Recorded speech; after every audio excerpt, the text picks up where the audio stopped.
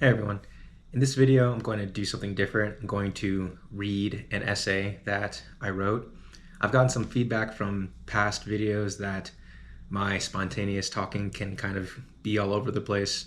And so I'm going to go to the other extreme and just read off something that I've written down, and hopefully that can make things a little more coherent. And I'm open to any and all feedback, so drop a comment below to let me know your thoughts. I recently had to delete my social media apps because they were filled with nothing but vicious attacks from one political party onto another, or from one social group onto another. I kept seeing headlines of "Watch Republican destroy Democrat," or "Here's why Donald Trump is the worst thing to happen to America." It was draining. For the past few years, I've had to learn that politics is downstream of culture, and culture is downstream of individual decisions. Around the past election, I felt myself becoming solely enamored with the political, detached from the cultural or the spiritual. I felt like my identity was getting attached to these tribal games, and I saw something similar happening to people around me. While it's important to stay abreast of what's going on in the world, the allure of pretentious posturing against one's political enemies, either online or in person, can become toxic, divisive, and destabilizing. There's a proper balance to be struck when it comes to individuals' involvement in political discourse, but I feel that we've swung too far in one direction. It's often hard for us to trust each other. We are so confident in our own knowledge of politics and the economy that anyone who disagrees with us must either be evil or stupid. I think that politics has become something rather corrosive.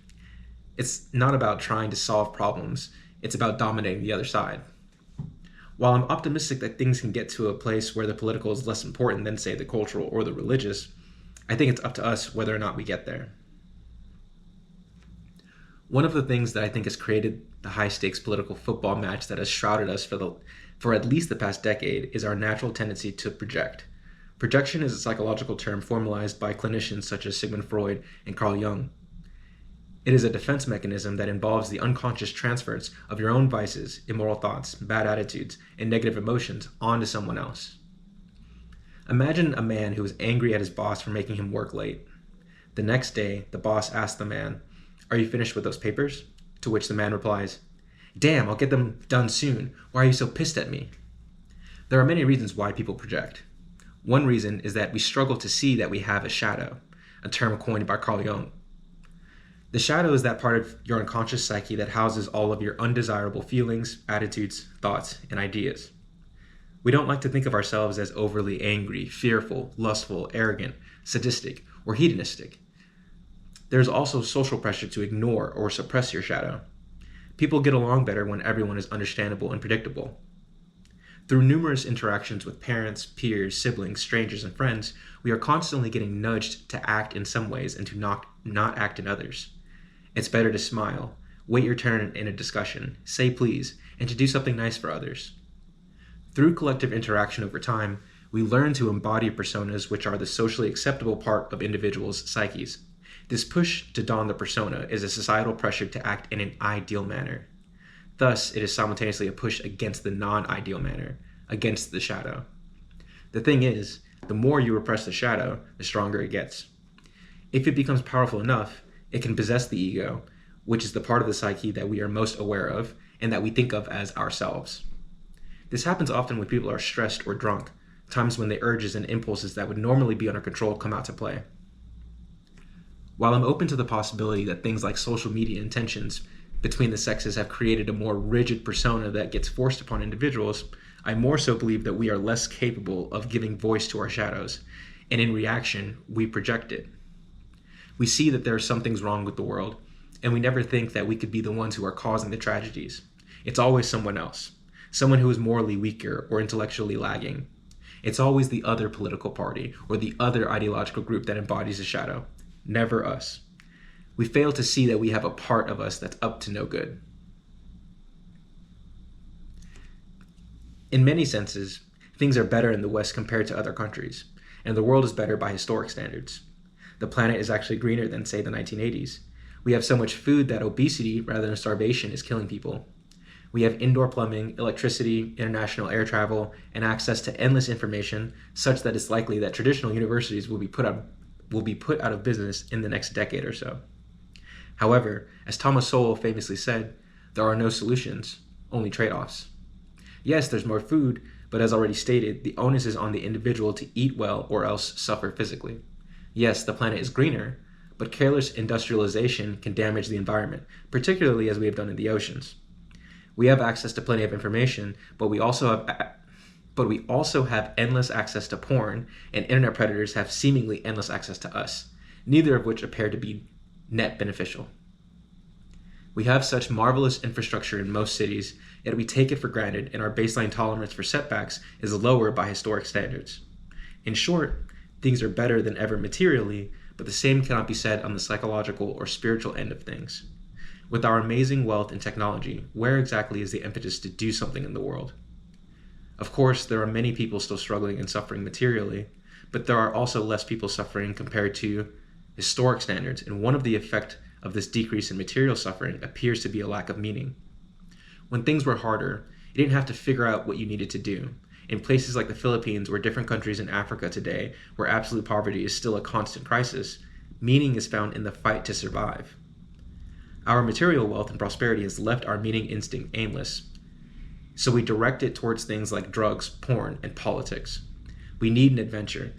We need something to fight for. For many people, the solution to the problem of meaning is found in the destruction of their enemies.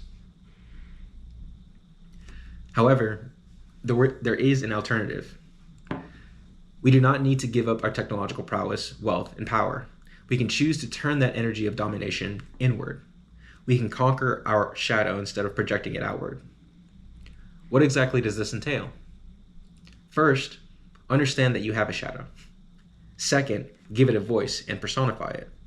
All of those urges that you dare not act out, much less speak about, revolve around a central pattern. You can think of it as a sub-personality. You can think of it as your personal anti-hero, such as Shadow is to Sonic, or Sasuke is to Naruto, or Loki is to Thor. Build a relationship with your shadow by conversing with it in your mind and in your imagination. Third, you want to integrate your shadow. This means you understand that your shadow is a part of you, although not the whole of who you are. It also means that you understand that there will be times when you need to use your shadow, perhaps when you need to protect yourself using aggressive defense, or, more pertinent to our conversation, when you need to empathize with someone else. While I was in my master's program, I was disappointed by how many of my peers and professors were so quick to sneer at the faults and vices of others, particularly the rich or the politically powerful. These people are humans, just like you. They have a shadow, just like you. They are along some point in their personality development, just like you. Now, we can be understanding while still disagreeing. We can even show empathy while also making moral judgments, such as a father would do with his child. Son, I understand that you get angry when someone takes your toys. I sometimes get frustrated when things don't go my way as well. However, that's not the proper way to behave. Also, we can integrate our shadow, develop the capacity for empathy, and yet still be able to highlight and fend off those bad actors who are clearly possessed by their shadow, perhaps voluntarily. To integrate your shadow is not to become naive or even optimistic. It is to expand your understanding of human nature through self-analysis, and I believe that this understanding will bring humility and help tone down the tension in our political conversations. I came across a quote from Carl Jung the other day. Nobody can dodge his shadow unless he lives in eternal darkness.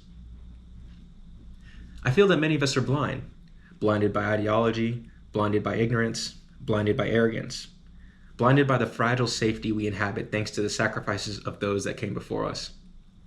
These blinding forces can possess us, making us only see what they want us to see. They're like spirits. The spirit of America is fundamentally racist, or men are fundamentally sexist, or the rich are taking all the money. The thing is, there's so much information in the world that's accessible, such that if you view the world through one of those ideological lenses, then you're bound to find information that confirms your paradigm. We are no longer in a state of being where we can just find the facts and assume that our knowledge is valid. There are so many valid ways of looking at the world, particularly in the political domain, that we now have to ask a deeper question. It's not just, what are the facts? Now it is, through what lens should we interpret the facts? Part of the discovery of the optimal lens is to be found in the wrestling with your shadow. A fragmented personality looks at the world from a disposition of weakness and anxiety. A whole personality, one that has confronted and subdued each subpersonality, such as the shadow, looks at the world from a more sophisticated and experienced perspective. and we need all of the experience, wisdom, and humility we can get if we are to stay on the path. Thank you guys for listening, and I'll see you in the next video.